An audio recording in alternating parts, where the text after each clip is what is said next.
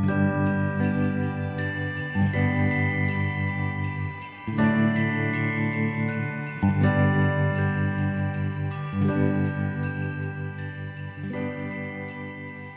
guys, it is day 5 of Vlogmas. I feel like I've had a successful morning organizing things for my Christmas dress. So what I've managed to do, my Adeline wrap dress has a lot of pleats, like really a whole lot of pleats. And I have managed to pin all the pleats together for the muslin. I haven't sewn anything in place yet. Sorry, I just want to show you all of my lovely pleats ready to get stitched in place. I do have to say the sleeve pleat is pretty fascinating. I'm excited to see how it turns out, but you create a pleat and then it creates a dart in the sleeve, and I think that's going to be a super interesting sleeve. As you can see, that kind of look. But this is the short sleeve version, which is what I'm making for the blouse. I was probably going to do the long sleeve or 3/4 length sleeve for my actual Christmas dress, but I was curious just to see what the short sleeve was like, and it seems pretty cool. When I was cutting that particular pattern out, it did seem really faffy because it had a lot of really unusual angles to the pattern pieces for the pleats. And it had lines that you had to mark on the pattern pieces, but I'm realizing now that I'm putting it together, you really do not need those lines. All you need are the notches that are there, so it's not as much of a faff as I thought it was gonna be. And if I thought that was a faff, I then cut out my Belemnite dress. Man, that was a serious pain to cut out. So, for one thing, there's a really peculiar piece that basically goes from, it's like the outer edge of the princess seam that goes from the front and around to the back, and it's also a sleeve. So it's a really oddly shaped piece, and the best way to be fabric efficient is to cut it out on a single layer in the opposite direction to, I guess, probably what I would have thought basically. So it's gonna be cross grain essentially, which is then making me wonder if that would annoy me on the dress, if it's velvet, if I'm thinking about it for my Christmas dress. So basically, there's a panel here that would be on grain, and then this portion of the bodice would be off grain. It would be like cross grain to the side, but the sleeve would be on grain, which is maybe more important than just like a funny little section. I don't know now. It might really annoy me because it might look, you know, velvet can look a bit off-colored, but then in another way maybe it would really show the seams. Give me your thoughts. Maybe this is just a terrible idea. But yes, it was a pain to cut out because I had to like cut out a section that I then was gonna flip this piece over, and there were a few pieces that I had to cut not on the fold, or like not a double layer, a single layer, and that is always way more faffy. But especially because this fabric was a lightweight viscose fabric, so it was slipping all over the place, so it was just awkward anyway. As an extra added wrinkle, I did some filming recently of some tutorials that I'll be putting in later on in Vlogmas, and I was doing some ironing, and I had been cutting fabric out, and then I have a little ironing mat that I use. It's just a little like a wool mat that I use for my little mini iron for just quick iron projects. And I put that on top of my cutting mat without really thinking about it. And so one of my cutting mats is now kind of warped and not lying completely flat. So I had a few things working against me. This fabric also shed quite a lot, like little edges kind of, it frays very easily, so there were little bits coming off. And so I had to vacuum afterwards after I cut out on the floor. So yeah, just all around, it was a pain to cut out, and it did make me wonder whether or not I am gonna want to use it for the Christmas dress. I'm withholding judgment at this point, but it was useful information. What I will say, I think it's gonna be pretty straightforward to put together. There are a lot of pieces, but I don't think it's going to be complicated to put together. We're just going to have to wait and see, but I'm just giving you guys all the information. The extra detail that I realized is that I do not have a matching zipper for this fabric. This is not a fabric that I sew with a lot, and I need an invisible zipper.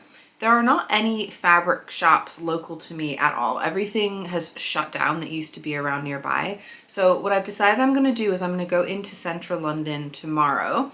There are some shops that I know sell haberdashery items and notions and zippers and buttons and things like that I've never been to in Soho, which is a cool part of London. It would be nice to take you guys there anyway, because it always looks really wonderful for Christmas. So it's a good opportunity to go there, probably just have some lunch with my husband while we're there and kind of make a day of it, or at least an afternoon of it. So I'm gonna look for this, but also I'm planning to make the Blanca flight suit by Closet Core Patterns, which has a zipper at the front that's really very visible. And I think it's lapped, but nevertheless, it's a very visible zipper. And so I wanna make sure that I have a really good zipper match, color match for that as well. So I'm gonna take a swatch of fabric of both of these. And then I'm also gonna take a swatch of fabric of my velvet for the Christmas dress, because at the end of the day, if I'm thinking I might want to make this Belemnite dress with it, I'm going to end up in the same position of not having a matching zipper. So I feel like I'd rather just buy one while I'm out getting zippers. And if I don't use it for this, it's fine. I can just have a green zipper that I'll use at another point. It's not a bad thing to have or an expensive thing to stock up on. I can also get some matching thread, because I don't think I've got a thread match for that one either. Other things to share, I have been making some good progress on my jigsaw puzzle. I am trying to resist the urge to jigsaw puzzle all day long because I have other things that I need to do, but it's really addicting. And I just think, ooh, I wonder if I just work on that bit for a little while. I'll work on that bit for a little while. As an extra fun detail of that as well, I am recognizing so many cookies that I've had that I have not eaten in many years, because I've lived in the UK for 20 years now. I didn't mention this before because I feel like it might confuse some people. I should probably say I am from Chicago. I was born and raised in Chicago, moved to London when I was 21, and I've lived here now for 20 years, 21 years. So the same basically. But I do still feel like a Chicagoan, and I do still feel like my upbringing very much was American, and cookies are very much my thing. And there's a lot of cookies that you get in American bakeries, American supermarkets that you can't get here. And doing my jigsaw puzzle, I am drooling over a lot of these cookies and having a lot of very happy memories of the kinds of cookies that I'm missing. My batteries ran out on my camera, so if there's a weird edit, that is why. On the subject of cookies, I do need to do some Christmas baking today. I put it off yesterday. I cannot put it off anymore. My plan was to make some chocolate dipped peppermint meringues, and I do still want to make those, but I've decided to postpone that. So the reason I was going to make them now is I've seen in lots of recipes that meringues keep for up to a month, and it is definitely, you know, good amount of time before Christmas. I felt like I'd be absolutely fine. But the specific recipe I'm using recommends to store them and eat them within 2 weeks, and I felt like I don't really want to risk it. I'd rather just wait until it's a little bit closer to Christmas to make those. But there is one cookie that I know that I can make, and they are peanut butter blossoms. So they're peanut butter cookies that usually have a Hershey Kiss on top, but I use Cadbury's Stars. So they're a Cadbury's milk chocolate star shaped chocolate, and they work really well, and I would argue possibly better than the Hershey Kisses. I always find it so awkward to eat those with this spiky Hershey Kiss bit on top. So I'm gonna make those, and the reason I know these work really well for now is that I have found when I make these and then I freeze them when they're fully made, I think they actually taste better than when you eat them fresh.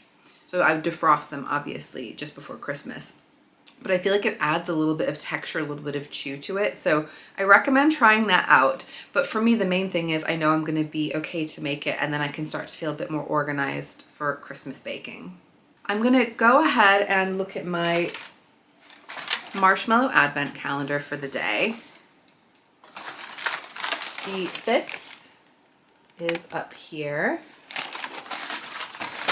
So this one is s'mores flavored, which is fun and confusing. Marshmallows are an ingredient in s'mores, so I'm guessing I'm gonna get some kind of graham cracker chocolatey flavoring as well. So I've got another joke today. When is the best time to eat chocolate and marshmallows? In this morning. Not good. I'm not going to stop reading them though, because it's funny how bad they are. So I'm going to go ahead and try my s'mores marshmallow and report back. Well, that was an entertaining adventure. So it basically, when I looked and I smelled it, it smells more like a graham cracker, so kind of like biscuity, but it didn't smell anything like chocolate. Toasted it, took a bite, all the like outside the marshmallow came off, and I basically was like, well, that's kind of not really s'more because it really just tastes like kind of a graham cracker-ish and marshmallow. And then when I had the rest of it, took a big mouthful of the rest of it, there was chunks of chocolate inside. So that was, I was obviously supposed to eat it all in one bite, but it's a big bite. And yeah, I will say it was plain chocolate, dark chocolate rather than milk chocolate. And I prefer milk chocolate in a s'more, but it was funny. It was novel. It's probably not my favorite marshmallow though. Right, it is definitely time to get on to some baking. I'm gonna crack on with those peanut butter blossom cookies.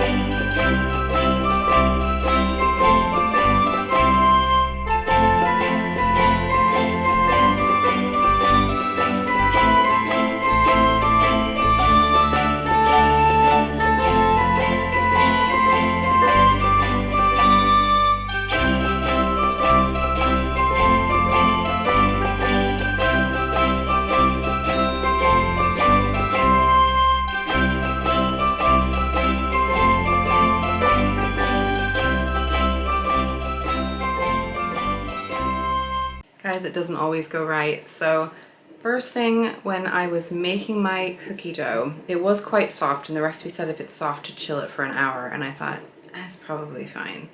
I really should have chilled it. These spread out way more than they were supposed to, and I think they're still a little bit bigger than I prefer them to be, so next time I'm going to make the next batch smaller.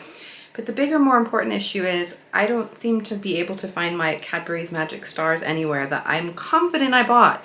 And I feel like I remember putting them somewhere so that they like wouldn't get eaten, because I knew they needed to be for baking. Not that anyone was going to eat them, but just like to be cautious. And I basically hid them from myself, and I literally can't find them anywhere. Phil can't find them anywhere. So we're going to go to the supermarket and buy some more. But I'm also going to buy ingredients to make more of these, because they are definitely like the most popular cookie at our family Christmas. And if I'm going to be wasting, I just made 16 that are an absolute mess. I will show you guys, but they're not to be brought to the family. So I feel like I'm probably going to end up needing to make more. So I'm buying ingredients so I've got enough. But let me show you the first batch. Not my finest. Not my finest at all. They still taste good, but no, need to try again. We got back and decided to take a funky cookie and jigsaw puzzle break, and man, we are making really good progress.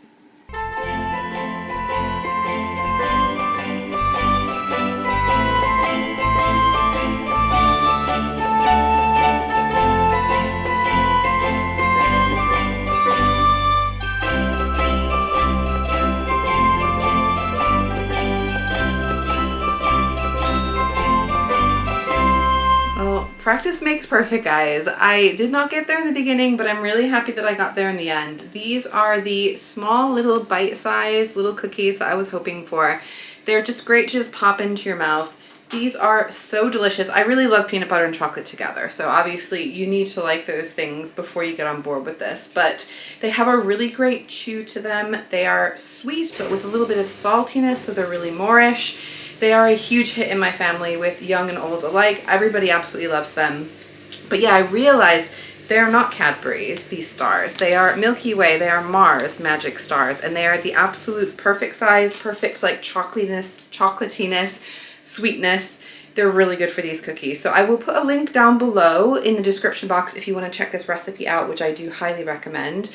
I'm going to make more of these because I'm not happy with enough of them. Only half of them turned out the way that I wanted them to. And I feel like now I know what I was doing wrong, and they're going to be absolutely perfect now. So I'm definitely going to be making more. And like I said, they will get eaten because they are such a big hit. But yeah, just to say, this recipe, if you look for it, it's in the New York Times website. And when I looked at it on the computer, it wasn't allowing me to look at the recipe without signing up for a subscription thing. But when I looked at it on my phone, I was able to see the recipe. So just FYI, if you can't see it on your computer, check on your phone and hopefully you can get it. The first batch of messed up cookies my husband and I were very much enjoying. We've been chipping away at that jigsaw puzzle, definitely making really good progress. He's joined in because when there's a jigsaw puzzle around, who is not going to join in? I really love that when I grew up, we always, well not always, but often had a jigsaw puzzle going just on the dining room table, and people would just sit down, go play a little bit jigsaw or just work on the jigsaw for a while and then go away, and it was something we would do together.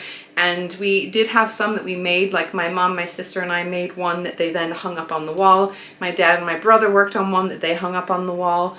Us kids worked on one that got hung up. I just have so many happy memories with jigsaw puzzles. It's a very nice nostalgic thing, but also just a really nice cozy thing to do. So yeah, this evening we're gonna have some dinner. We've got leftover chicken tetrazzini. I love having leftovers, makes life so much easier, especially after you've been baking all day. And then we're gonna watch a Frank Zappa documentary that my husband wanted to watch. I will be checking in with you guys again tomorrow when we head into London to pick up some bits and pieces for my sewing. See you then. Bye.